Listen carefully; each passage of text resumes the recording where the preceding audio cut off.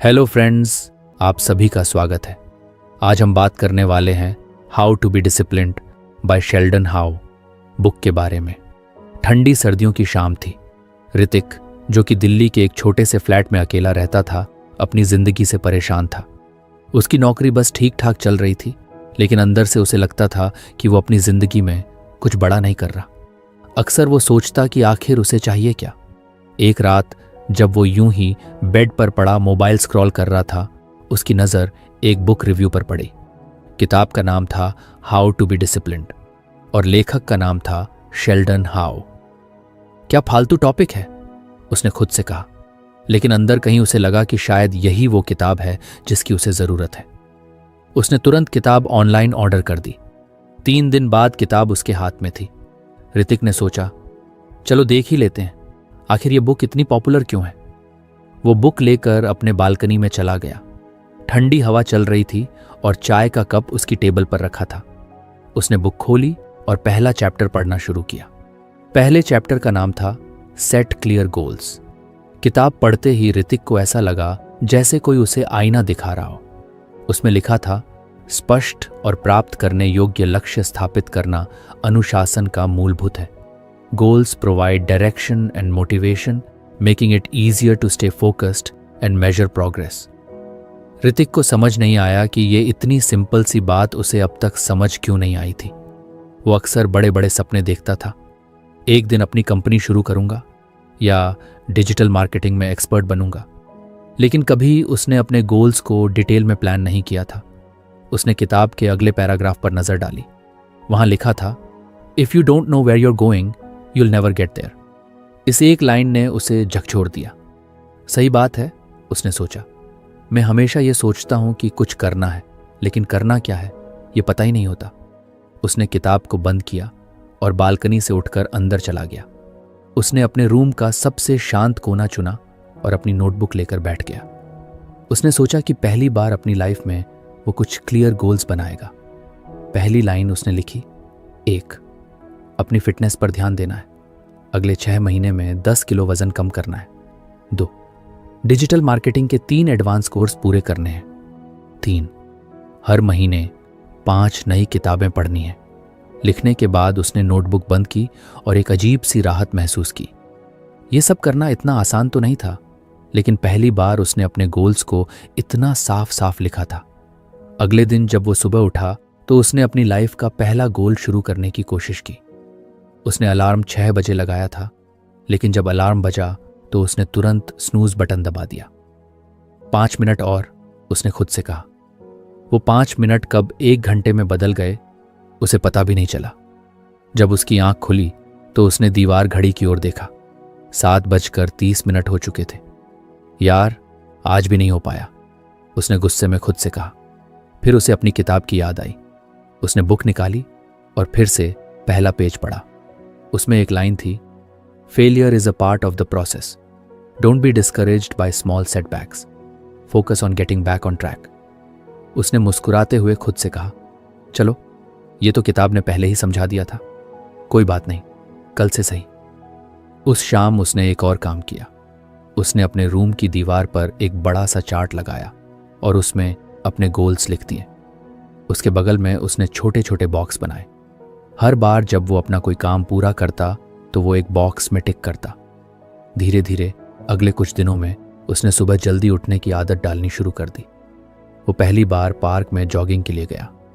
Park में ठंडी हवा और भागते हुए लोगों को देखकर उसे महसूस हुआ कि उसे अपनी जिंदगी को लेकर सीरियस होना ही पड़ेगा। वापस आकर उसने किताब का अगला हिस्सा पढ़ा।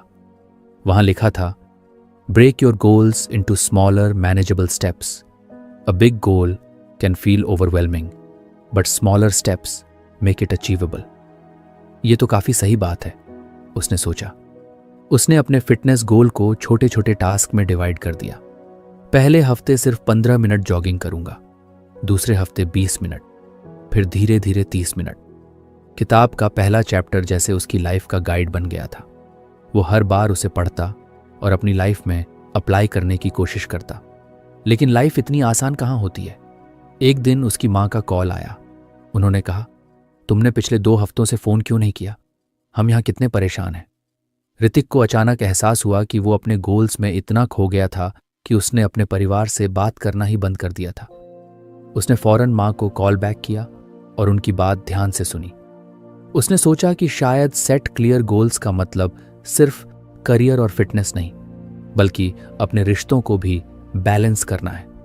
उसने अपनी नोटबुक निकाली और एक और लाइन लिखी, 4, हर हफ्ते अपने पेरेंट्स को कॉल करना और उनके साथ टाइम बिताना। इस तरह ऋतिक की लाइफ धीरे धीरे बदलने लगी। वो हर रात सोने से पहले अपने दिन का रिव्यू करता। अगर उसने कोई टास्क मिस कर दिया होता तो वो उसे अगले दिन की लिस्ट में जोड़ लेता। किताब के पहले चैप्टर ने उसे समझा दिया था कि गोल्स सिर्फ लिखने के लिए नहीं होते, बल्कि उन्हें जीना होता है। उसने सीखा कि गोल्स की वजह से उसकी जिंदगी में एक दिशा आई थी, लेकिन कहानी यहां खत्म नहीं होती। ऋतिक को समझ आ गया था कि यह सिर्फ शुरुआत है। शेल्डन हाउ की किताब का पहला चैप्टर तो एक झलक मात्र थी। उसे बाकी के चैप्टर पढ़ने थे और उन पर काम कर। अगर आपको हमारी फ्री समरी अच्छी लगती है तो आप हमारे चैनल को सब्सक्राइब कर सकते हैं, हमारी मेंबरशिप खरीद सकते हैं या हमें यूपीआई के थ्रू सपोर्ट कर सकते हैं। अब समरी पर वापस चलते हैं। वो खुद से मुस्कुराकर बोला, अब देखो ये किताब मेरी जिंदगी कैसे बदलती है। ऋतिक ने अगले कुछ दिनों में अपने पहले गोल्स पर अच्छा खासा काम कर लिया था। उसे लगा कि अब उसकी लाइफ धीरे धीरे पटरी पर आ रही है।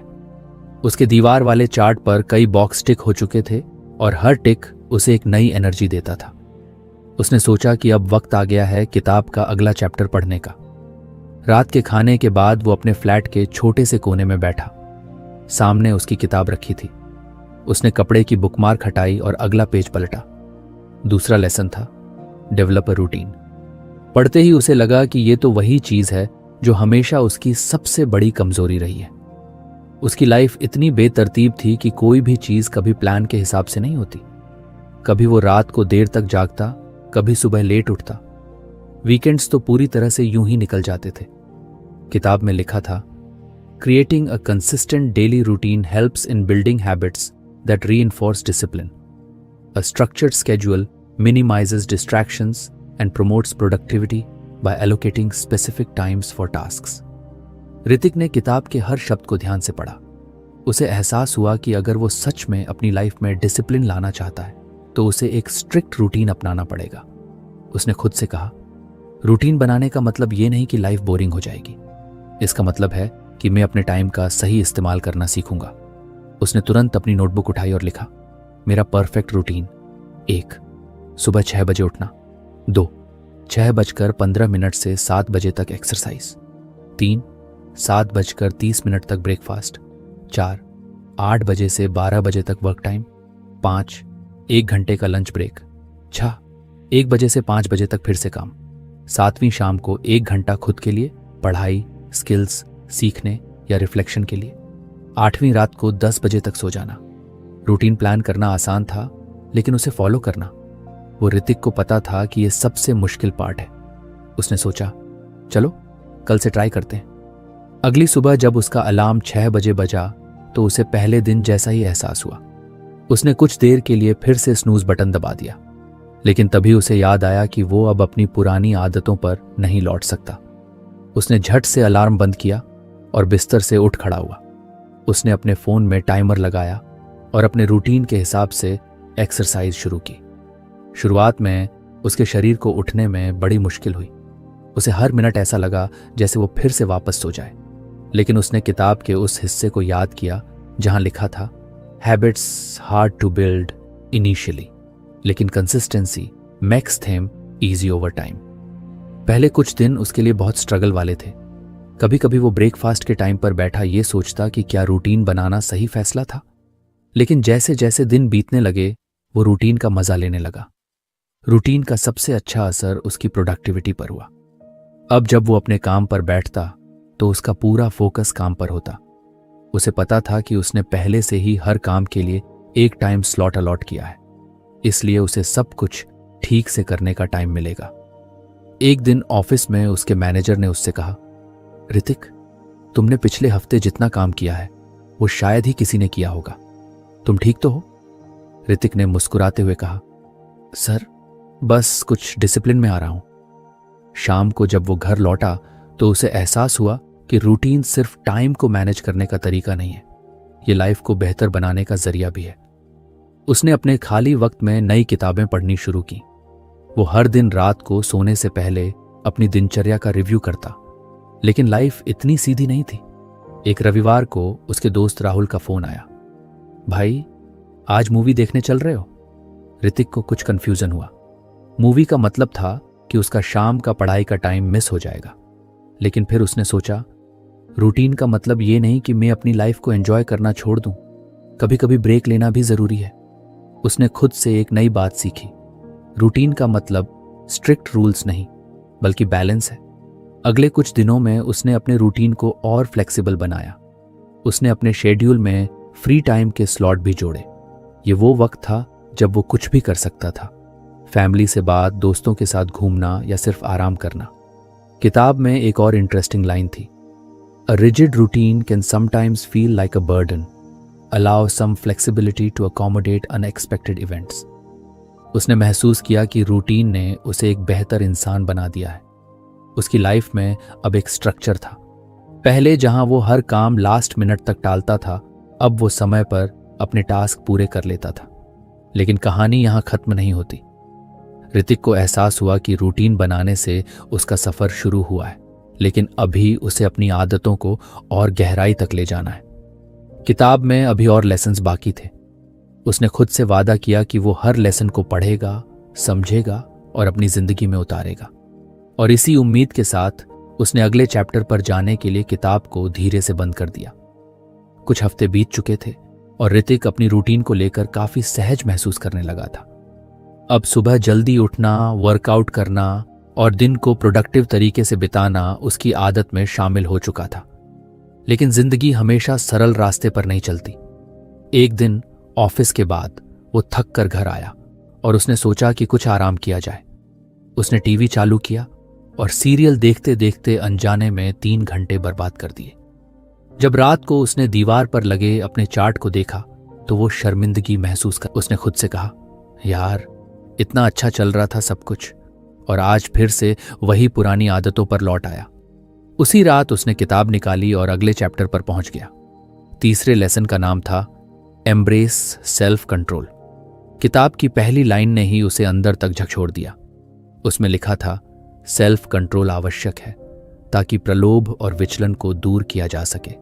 Resisting short term pleasures in favour of long term goals is the foundation of disciplined living.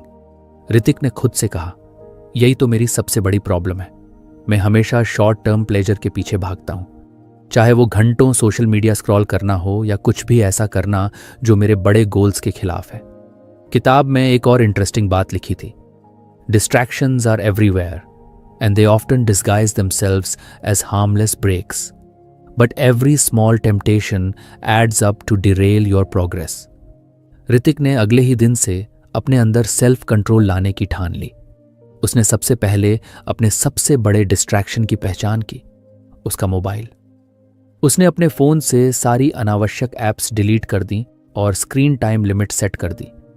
उसने तय किया कि वो दिन में सिर्फ एक बार सोशल मीडिया चेक करेगा, वो भी सिर्फ 15 मिनट के लिए। पहले दिन ये करना उसके लिए बहुत मुश्किल था।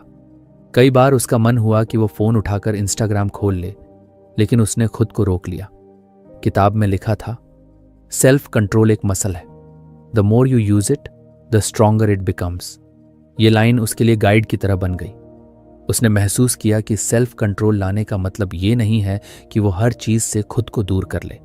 इसका मतलब ये है कि वो अपनी प्रायोरिटीज को समझे और जो उसके गोल्स के खिलाफ है उसे ना कहना सीखे। कुछ दिन बाद एक और चुनौती उसके सामने आई। शनिवार की शाम उसके दोस्त उसे कॉल करके पार्टी के लिए बुला रहे थे। वो जानता था कि अगर वो गया तो पूरी रात पार्टी में निकल जाएगी और अगले दिन सुबह उठकर वर्कआउट करने का कोई चांस नहीं रहेगा। उसने खुद से सवाल किया, क्या मुझे जाना चाहिए या मुझे अपने लॉन्ग टर्म गोल्स पर फोकस करना चाहिए?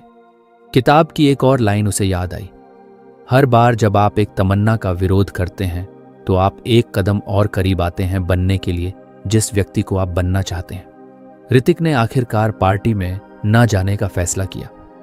उसने दोस्तों से माफी मांगी और उन्हें समझाया कि वो इस वक्त अपनी लाइफ पर काम कर रहा है। हालांकि ये करना उसके लिए आसान नहीं था। मन में कहीं उसे ये भी लगा कि शायद दोस्त उसे अब बोरिंग कहेंगे। लेकिन अगले दिन सुबह जब वो समय पर उठा और अपनी दिनचर्या फॉलो की तो उसे अपनी इस जीत पर गर्व महसूस हुआ।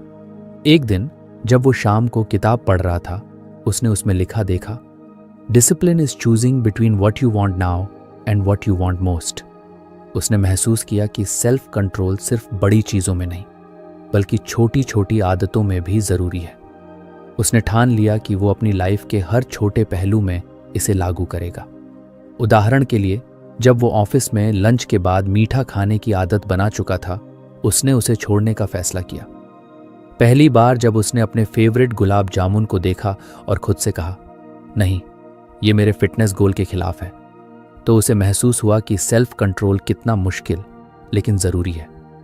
किताब में आगे लिखा था, the key to mastering self control is to remind yourself of your bigger goals whenever a temptation arises. Hrithik ने इस सलाह को अपने दिमाग में फिट कर लिया। उसने हर उस चीज़ को अपने सामने रखना शुरू कर दिया जो उसे उसके बड़े गोल्स की याद दिलाए।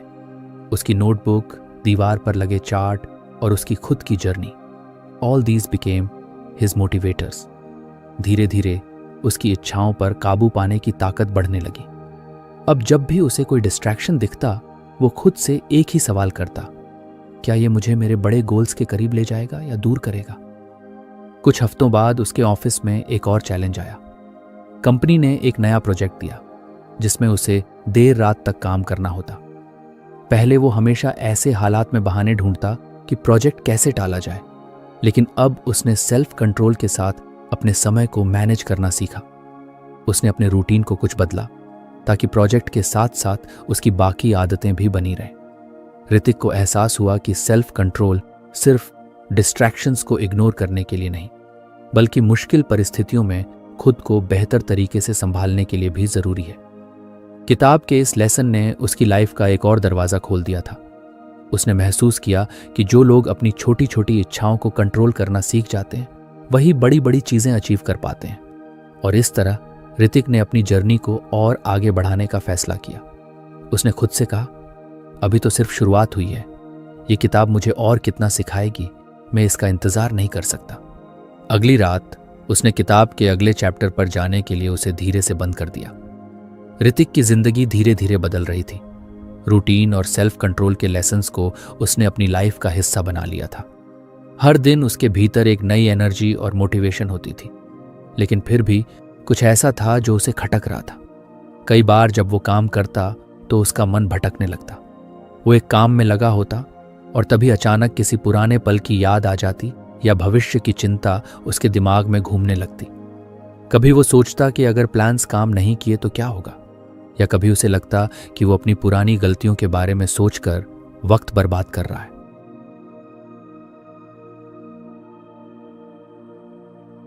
एक दिन जब वो शाम को अपने फ्लैट की बालकनी में बैठा था तो उसने खुद से कहा, मैंने डिसिप्लिन और सेल्फ कंट्रोल पर तो काफी काम कर लिया है, लेकिन ये ध्यान क्यों भटकता रहता है।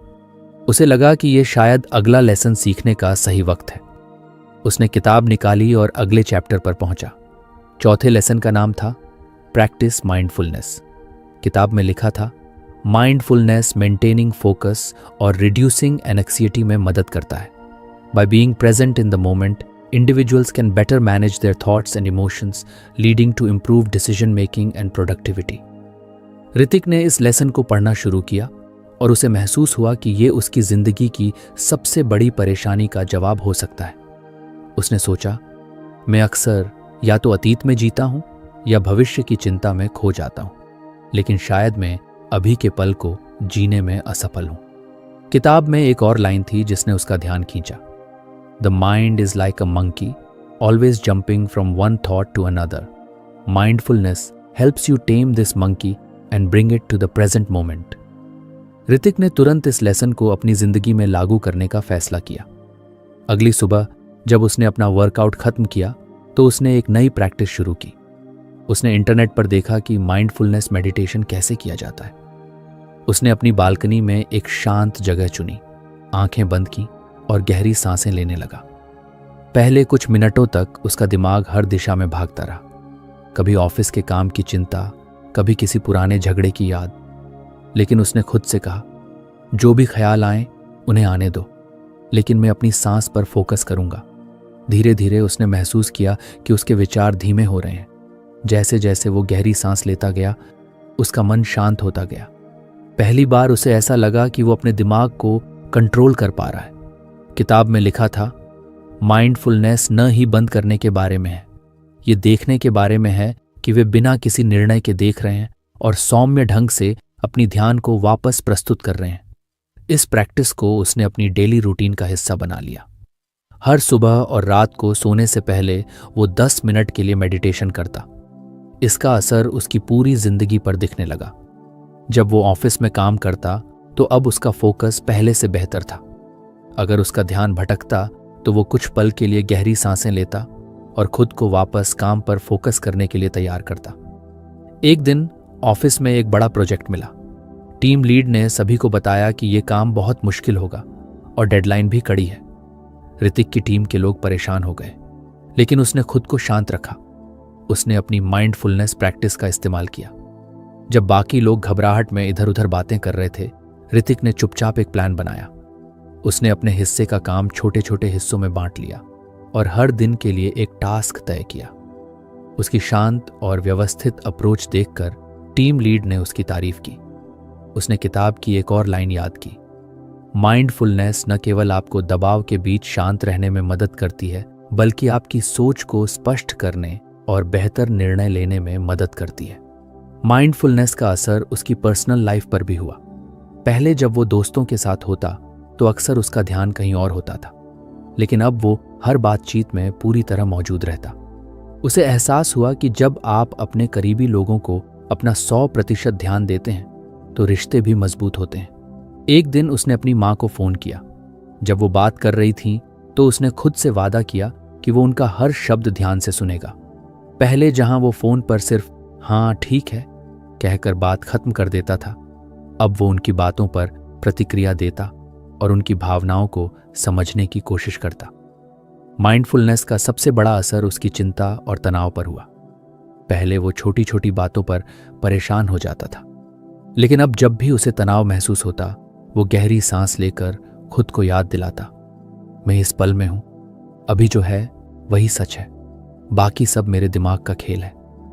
किताब में एक और लाइन थी जिसे उसने अपने वर्क स्पेस की दीवार पर लिखकर लगा दिया, the present moment is the only place where life truly exists, learn to live in it. धीरे धीरे माइंडफुलनेस उसकी जिंदगी का हिस्सा बन गई। उसने महसूस किया कि इस एक प्रैक्टिस ने उसकी सोच, काम और रिश्तों में गहराई ला दी है। अब वो हर दिन को खुली आंखों और खुले दिल से जीता था। ऋतिक को समझ आ गया था कि माइंडफुलनेस सिर्फ मेडिटेशन तक सीमित नहीं है। ये हर उस पल में मौजूद हो सकता है जब आप खाना खा रहे हों, काम कर रहे हों या किसी से बात कर रहे हों। एक शाम जब वो बालकनी में बैठा था तो उसने आसमान की तरफ देखा। सूरज ढल रहा था और बादल हल्के नारंगी रंग के हो गए थे। उसने उस पल को पूरी तरह महसूस किया। पहले वो इन छोटी छोटी चीजों को नजरअंदाज कर देता था, लेकिन अब उसे एहसास हुआ कि यही पल जिंदगी को खूबसूरत बनाते हैं। किताब के इस लेसन ने उसकी सोच को बदल दिया था। उसने खुद से कहा, अगर मैं हर पल को ध्यान से जीना सीख जाऊं तो शायद जिंदगी की हर चुनौती आसान हो जाएगी। और इसी वादे के साथ उसने किताब को अगले चैप्टर के लिए बंद कर दिया। ऋतिक की लाइफ धीरे धीरे ट्रैक पर आ रही थी। माइंडफुलनेस, सेल्फ कंट्रोल और रूटीन की मदद से वो पहले से कहीं ज्यादा प्रोडक्टिव और शांत महसूस करने लगा था। लेकिन लाइफ हर वक्त एक जैसी नहीं रहती। कभी कभी सब कुछ सही करने ये उसकी पहली बड़ी जिम्मेदारी थी। उसने पूरी प्लानिंग कर रखी थी, हर छोटी डिटेल पर ध्यान दिया, अपने टीम मेंबर्स के साथ डिस्कशन किया और तय समय पर काम खत्म करने का पूरा भरोसा था। लेकिन जैसे जैसे डेडलाइन करीब आई, चीजें बिगड़ने लगीं। टीम के कुछ लोग अपनी डेडलाइन मिस करने लगे और ऋतिक का खुद का काम भी पीछे छूटने लगा। उसने जितनी मेहनत की उससे कई गुना ज्यादा दबाव महसूस किया। डेडलाइन के दिन प्रोजेक्ट अधूरा ही रह गया। उसके मैनेजर ने उसे अपने केबिन में बुलाया और नाराजगी जताई। ऋतिक को खुद पर बहुत गुस्सा आया। उसने सोचा, मैंने इतनी मेहनत की फिर भी असफल हो गया, शायद मैं इस काम के लिए बना ही नहीं हूं। उस शाम वो घर आकर बालकनी में बैठा। ऐसा लग रहा था जैसे सारी मेहनत बेकार हो गई हो। उसने किताब को उठाया और अगले चैप्टर पर गया। 5वें लेसन का नाम था लर्न फ्रॉम फेलियर्स। पहली ही लाइन ने ऋतिक को सोचने पर मजबूर कर दिया। Failure is not the end, it's a stepping stone to success. Discipline involves learning from setbacks rather than being discouraged by them. किताब आगे कहती थी, हर असफलता एक सबक ले जाती है। It's up to you to find it and use it to grow stronger. Hrithik ने किताब को एक पल के लिए बंद किया और सोचा, क्या मैं अपनी असफलता से सीख सकता हूं? क्या यह वाकई एक मौका है खुद को बेहतर बनाने का? अगले कुछ दिनों तक उसने अपने प्रोजेक्ट पर ध्यान से रिव्यू किया। उसने सोचा कि क्या क्या गलत हुआ था। उसने पाया कि उसने कुछ छोटी छोटी गलतियों पर ध्यान नहीं दिया था। उदाहरण के लिए, टीम के साथ नियमित चेक इन करना भूल गया था और कई बार खुद ही काम संभालने की कोशिश की, बजाय इसे सही तरीके से डेलीगेट करने के। किताब में लिखा था, failures often happen because of overlooked details. Reflect on your mistakes, not to blame yourself but to improve. Hrithik ने अपनी गलतियों को स्वीकार किया। उसने खुद से वादा किया कि अगली बार वो बेहतर तरीके से तैयारी करेगा, लेकिन साथ ही उसने खुद को याद दिलाया कि एक प्रोजेक्ट में फेल होना उसकी पूरी काबिलियत पर सवाल नहीं उठाता। उसने खुद को मोटिवेट करने के लिए किताब में लिखी एक और लाइन दोहराई, failure is a detour, not a dead end. It's a chance to refine your strategy and come back stronger. अगले हफ्ते ऑफिस में एक और प्रोजेक्ट आया। ऋतिक ने तुरंत अपनी गलतियों से सीखी बातों को लागू करना शुरू कर दिया। उसने टीम के साथ बेहतर कम्युनिकेशन बनाए रखा और हर छोटे मोटे प्रॉब्लम को शुरुआत में ही सुलझा लिया। धीरे धीरे उसे एहसास हुआ कि असफलता से डरने के बजाय उसे इसे एक चुनौती के रूप में देखना चाहिए। उसने महसूस किया कि हर असफलता के पीछे एक सीख छिपी होती है। एक और घटना ने उसे इस लेसन को और गहराई से समझने का मौका दिया। वो पिछले कुछ हफ्तों से सुबह जल्दी उठने की अपनी आदत को फॉलो कर रहा था, लेकिन एक दिन देर रात तक जागने के कारण वो सुबह उठने में फेल हो गया। उसने सोचा, क्या मैं फिर से अपनी पुरानी आदतों में लौट रहा हूं? पहले वो खुद को कोसता, लेकिन अब उसने किताब की सलाह को अपनाया। उसने खुद से कहा, यह सिर्फ एक दिन की बात है, मैं कल से फिर से अपनी रूटीन पर लौट सकता हूं। किताब में लिखा था, discipline is not about being perfect every day, it's about bouncing back after setbacks.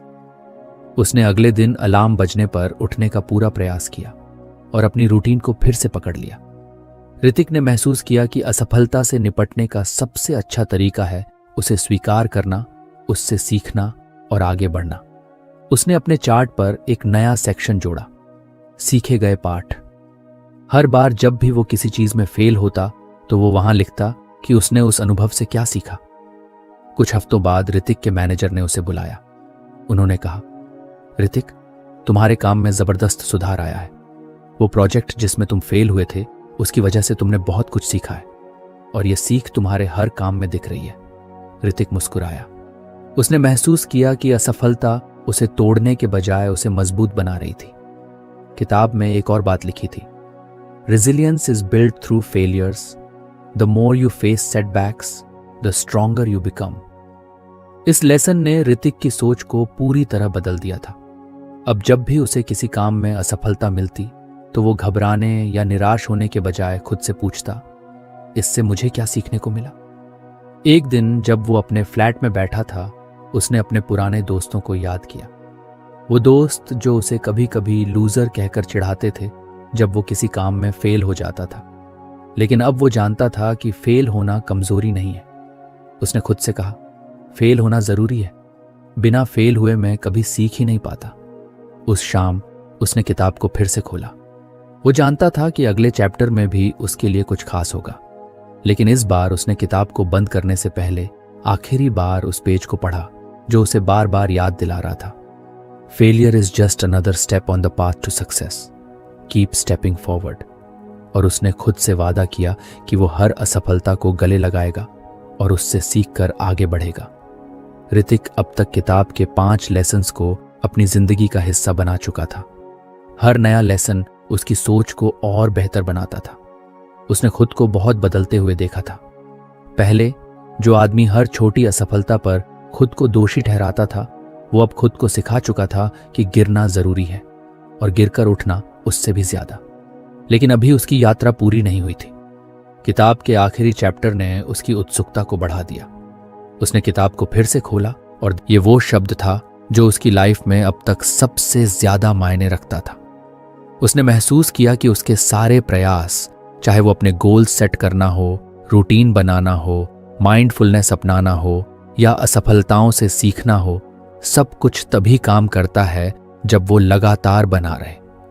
किताब में लिखा था कि एक बार के प्रयास से कुछ नहीं बदलता। असली बदलाव तब आता है जब हम हर दिन छोटे छोटे कदम उठाते हैं और उन्हें निरंतर करते रहते हैं। ऋतिक ने सोचा कि कंसिस्टेंसी यानी निरंतरता उसके लिए सबसे मुश्किल रही है। कई बार वो एक दिन मेहनत करता और अगले दिन हार मान लेता। कई बार प्लान बनाता लेकिन उसे फॉलो नहीं कर पाता। उसे समझ आया कि शायद यही कारण था कि उसके कई सपने अधूरे रह गए थे। किताब में लिखा था, motivation gets you started but consistency keeps you going even on days when you don't feel like it. Showing up matters the most. Hrithik ने गहरी सांस ली। उसे समझ में आ गया कि कंसिस्टेंसी एक आदत है और इसे बनाने के लिए हर दिन मेहनत करनी होगी। उसने खुद से वादा किया कि वो अब हर दिन छोटा ही सही लेकिन एक कदम जरूर उठाएगा। अगले दिन उसने अपनी रूटीन को और सख्त बना दिया। सुबह जल्दी उठने के साथ उसने अपने दिन की प्लानिंग और डेडिकेशन को एक नया रूप दिया।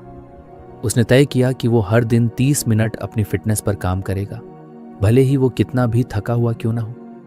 उसने अपने काम में भी एक टाइम टेबल बनाया ताकि वो किसी भी डेडलाइन को मिस न करे। शुरुआत में ये आसान नहीं था। कई बार ऐसा हुआ कि उसकी सुबह की अलार्म बजने के बाद वो बिस्तर में ही पड़ा रहा। कई बार ऐसा हुआ कि वर्कआउट के लिए तैयार होते वक्त उसे बहाने सूझने लगे, लेकिन हर बार उसने खुद को याद दिलाया, कंसिस्टेंसी सबसे जरूरी है। अगर आज हार मान ली तो कल ये और मुश्किल हो जाएगा। धीरे धीरे उसने महसूस किया कि ये छोटे छोटे कदम उसे एक नई दिशा में ले जा रहे हैं। एक दिन ऑफिस में उसके मैनेजर ने उसे एक बड़ा प्रोजेक्ट दिया। ये वही तरह का प्रोजेक्ट था जिससे कुछ महीने पहले वो फेल हो चुका था, लेकिन इस बार उसके अंदर डर के बजाय आत्मविश्वास था। उसने खुद से कहा, इस बार मैं अपने प्लान को सिर्फ बनाऊंगा नहीं बल्कि उसे लगातार फॉलो भी करूंगा। ऋतिक ने काम की शुरुआत छोटे छोटे हिस्सों में बांटकर की। उसने अपनी टीम के साथ नियमित मीटिंग्स रखी और हर किसी के काम का फीडबैक लिया। उसने खुद के लिए एक टाइम टेबल बनाया और हर टास्क को समय पर पूरा किया। जब भी उसका ध्यान भटकता या उसे थकान महसूस होती तो वो गहरी सांस लेकर खुद से कहता, बस एक और कदम, बस एक और कोशिश। धीरे धीरे उसका काम समय पर और बिना किसी बड़ी गलती के खत्म होने लगा। उसकी टीम के लोग भी उसकी कंसिस्टेंसी से प्रेरित थे।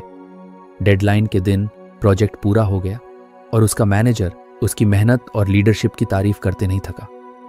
ऋतिक को एहसास हुआ कि कंसिस्टेंसी का असर सिर्फ उसके काम तक सीमित नहीं था, ये उसके हर पहलू में झलकने लगा। उसने अपनी फिटनेस पर भी इसी तरह काम करना जारी रखा। पहले जहां वो सिर्फ कुछ दिनों तक एक्सरसाइज करता था और फिर छोड़ देता था, अब वो हर दिन 30 मिनट खुद को समर्पित करता। उसका शरीर और मन दोनों पहले से ज्यादा मजबूत और ऊर्जावान महसूस करने लगे। ऋतिक ने देखा कि कंसिस्टेंसी सिर्फ बड़ी बड़ी चीजों में नहीं बल्कि छोटी छोटी आदतों में भी असर डालती है। उसने ये भी तय किया कि हर रात सोने से पहले वो किताब पढ़ेगा, भले ही सिर्फ एक पन्ना क्यों ना हो। एक दिन जब वो अपने पुराने दोस्तों से मिलने गया तो उन्होंने कहा, तू बहुत बदल गया है ऋतिक।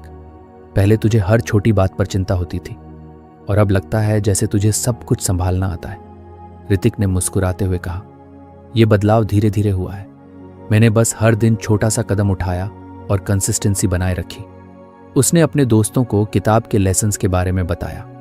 उसने कहा, कंसिस्टेंसी का मतलब है कि तुम हर दिन अपने आप से एक वादा निभाओ। ये जरूरी नहीं कि तुम हर दिन परफेक्ट रहो, बस जरूरी है कि तुम हर दिन कोशिश करते रहो। उस रात जब वो घर लौटा तो उसने किताब का आखिरी पन्ना पढ़ा। उसमें लिखा था, discipline is not the goal, it's the journey. Keep going and you'll find that success becomes a habit, not a destination. Hrithik ने किताब को बंद किया। उसने महसूस किया कि उसकी जिंदगी अब बदल चुकी थी, लेकिन उसने ये भी समझा कि यह सफर कभी खत्म नहीं होगा। हर दिन एक नई चुनौती होगी, एक नई सीख होगी और एक नया मौका होगा खुद को बेहतर बनाने का। उसने किताब को अपनी टेबल पर रखा और खिड़की से बाहर देखा। चांद की रोशनी उसके कमरे को हल्का सा रोशन कर रही थी। उसने गहरी सांस ली और खुद से वादा किया कि वो इस सफर को कभी नहीं छोड़ेगा, क्योंकि अब उसे पता था कि असली खुशी किसी मंजिल तक पहुंचने में नहीं, बल्कि उस सफर को पूरी ईमानदारी और मेहनत से जीने में है। और यहीं से ऋतिक की कहानी खत्म नहीं हुई, ये तो बस एक नई शुरुआत थी। तो फ्रेंड्स, ये थी हमारी आज की बुक समरी। आपको कैसी लगी कमेंट करके ज़रूर बताएं और धन्यवाद आपका समरी एंड तक सुनने के लिए।